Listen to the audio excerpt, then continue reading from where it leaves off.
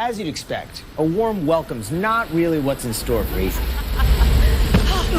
Hey all, welcome to MojoPlays. Today we'll be examining concept art, cut content, and fan theories for our Resident Evil DLC predictions and hopes. Now, I'll cover what everyone expects the DLC to touch on, but stay tuned because we have some awesome theories for you at the end. You're gonna love it. Write me a comment down below on the characters you want to see or play most, plus let me know if I hit the mark with my own Screwball DLC theory. With all that said and done, let's take a deep dive into what this village of evil residents could have in store for us again soon. Where's Rose? She's everything to me. Joe Baker is back? No, I don't believe you, boy. Honestly, probably not, but people have requested this so adamantly that it's worthy of a mention for this list. The uncle of the Baker family briefly took the spotlight in Resident Evil 7 Biohazard's The End of Zoe DLC chapter. In case you missed out on him, he's a no-nonsense, gator-punching beefcake. Though Joe's inclusion is highly unlikely as his story was nicely concluded in RE7, just imagine the strictly southern Joe Baker stomping around Miranda's home turf, punching werewolves into dust. It could open as simply as Joe waking up in a Romanian forest after a wild night of drinking. Boom, plot hole cemented. Boxing match with Lady D, anyone? Ethan must die too. No time to die. Ethan Must Die was a mega hard mode from Resident Evil 7's Banned Footage Volume 1, featuring slightly altered maps, traps, and random crate drops. A sequel in RE Village could be a fun challenge for hardcore players outside of the pre-existing Mercenaries mode. Plus, we imagine actually completing the Onslaught would net players tons of completion points for the extra content shop, allowing you to unlock wackier weapons like the rocket pistol without having to play the entire game again, all the while putting a heavier emphasis on classic ammo conservation once again. Although, such an expansion doesn't give us any more story to work with, which was a more significant draw of Village's marketing. Or give us both. Everybody wants to blame Mia. Everybody wants to give Mia grief. She told him to stay away. Mia's prequel story. The story of the father may be complete, but what about the mother? Spoiler warning for Resident Evil Village in 3, 2, 1. How and when did Mia's capture by Mother Miranda take place? Under what circumstance would Mia be apart from her infant child and husband in this strange new place for a prolonged period of time enough to get snatched up by a spider lady? What exactly was her experience being held by the Mad Woman demigod? So many questions, and all we have are Ethan's very limited flashbacks to hint at imposter Mia's true nature. Perhaps she went through more than we know, and Mia's story could be thoroughly expanded on with a DLC of her own. She'd have surely outsmarted Miranda at some point to avoid being experimented on. Look, Mia hasn't been portrayed in the best light, she kinda needs this. Since RE7, she's kind of been a nuisance to the story, so getting more of her perspective would be much appreciated.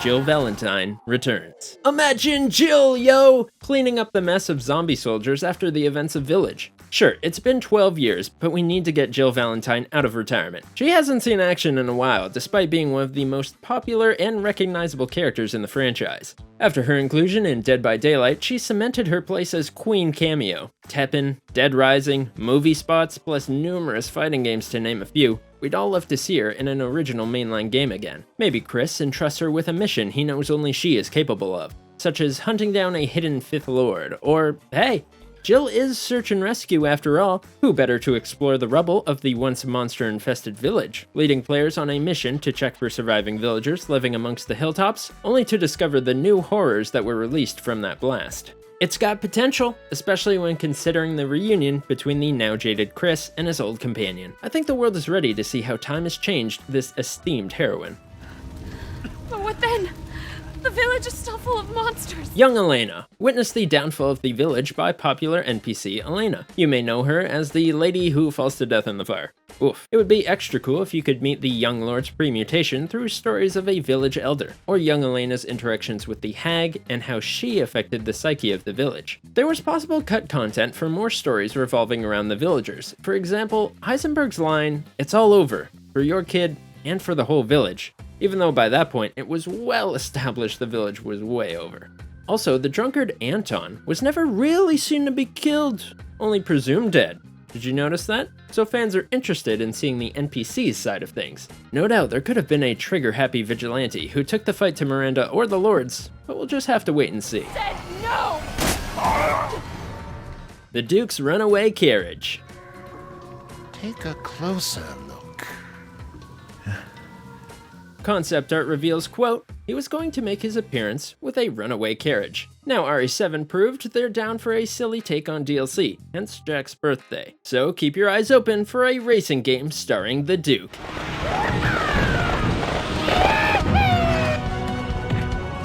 Village already changed up the core gameplay, but lacks any sort of multiplayer aspect with the delay of Project Reverse. Duke Racers could be just the ticket. You know the starting lineup has to include Lady D's mutated form, Fish Moreau, and maybe the baby? He'll need a speed boost to keep up, but who says a racing game can't also be horrifying? Interestingly, Concept Works also revealed the Duke was a 5th Lord in earlier drafts. So perhaps he still is.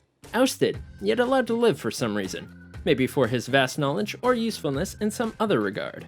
The 4 Lords storybooks. Simply put, each Lord could have their own storybook in the style of RE7's Forgotten Tapes. Mini stories which could chronicle the villain's experiences. Donna, collect parts to build your murder dolls. Play as Moreau, be sad, eat cheese? Now Lady Dimitrescu, people went crazy over her. She got a lot of attention pre-launch. Like, a lot of attention. I'm talking Domino's advertisement levels of attention here. She'll get her own time in the spotlight guaranteed, but I think the other lords show just as much promise. There's also lots that show up about Heisenberg's family and concept art. His father being the leader of the village, having a twin brother, and his mother being one of his experiments. The devs may want to experiment with this character themselves, especially if we get a Gravity Falls-esque reveal of a twin brother who only appears after Heisenberg's final showdown. Oh, you're not local. Even better. The Maiden DLC. Envision an expansion upon the Maiden demo of Resident Evil Village's pre-launch. Play as a maid to Lady Dimitrescu and the daughters, likely finding or crafting items in a set time limit, the wine, or solving puzzles for them. This could finally add more floors to the castle players have fallen in love with. Although, I'm not sure what you'd be fighting as the castle's maid. Rats?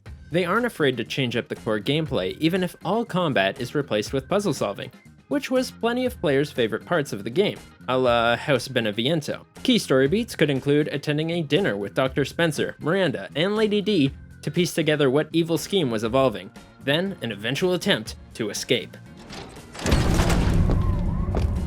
So we finally meet.